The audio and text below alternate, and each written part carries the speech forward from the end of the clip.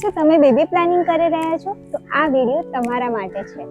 જેમ તમે baby planning કરતી વખતે બ્લડ ટેસ્ટ કરાવો છો તે જ રીતે ડેન્ટલ ચેકઅપ કરાવવું જરૂરી છે. બીકોઝ પ્રી પ્લાનિંગ વખતે ડેન્ટલ ચેકઅપ કરવામાં આવે તો તમારા દાંતમાં કોઈ કેવિટી છે, ગમ ઇન્ફેક્શન છે કે ડાપરની ડાળ છે કે સિવાય દાંતમાં કોઈ પણ તકલીફ છે તેની ટ્રીટમેન્ટ સેફલી કરી શકાય છે કે જેથી પ્રેગ્નન્સીના 9 મહિના દરમિયાન તમને દાંત રિગાર્ડિંગ કોઈ પ્રોબ્લેમ રહેતો નથી. ઉપરાંત એક્સરે છે, એન્ટીબાયોટિક એનાલ્જેસિક જેવી મેડિસિનનો કોર્સ છે કે જે પ્રી પ્લાનિંગમાં લઈ શકાય છે પરંતુ પ્રેગ્નન્સી દરમિયાન અનસેફ હોય છે. ઉપરાંત પ્રી પ્લાનિંગ વખતે ચેકઅપ કરાવવાથી તમારે 9 મહિના પ્રેગ્નન્સી દરમિયાન તમારા ઓરલ હેલ્થની ટેક કેવી રીતે કરવાની છે એનું ગાઈડન્સ ડેન્ટિસ્ટ જોડેથી લઈ શકાય છે. બીકોઝ પ્રેગ્નન્સીમાં જે હોર્મોન્સ છે એમાં ચેન્જીસ થવાના લીધે ગમ્સમાં પ્રોબ્લેમ્સ આવતા હોય છે. મોર્નિંગ સિકનેસના કારણે જે એસિડ હોય છે એનાથી જે ટીથ છે એમાં ઇફેક્ટ થતી હોય છે.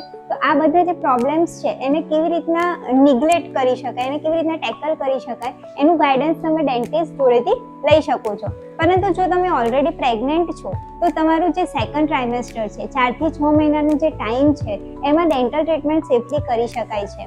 જ્યારે તમે ડેન્ટલ ટ્રીટમેન્ટ માટે જાઓ છો ત્યારે તમારે ડેન્ટિસ્ટને તમારી પ્રેગ્નન્સી વિશે જણાવવું ખૂબ જ ઇમ્પોર્ટન્ટ છે કે જેથી ડેન્ટિસ્ટ તમારે ટ્રીટમેન્ટ પ્લાન એ રીતના કરી શકે, તમને એ રીતના પ્રોપર ગાઈડ કરી શકે.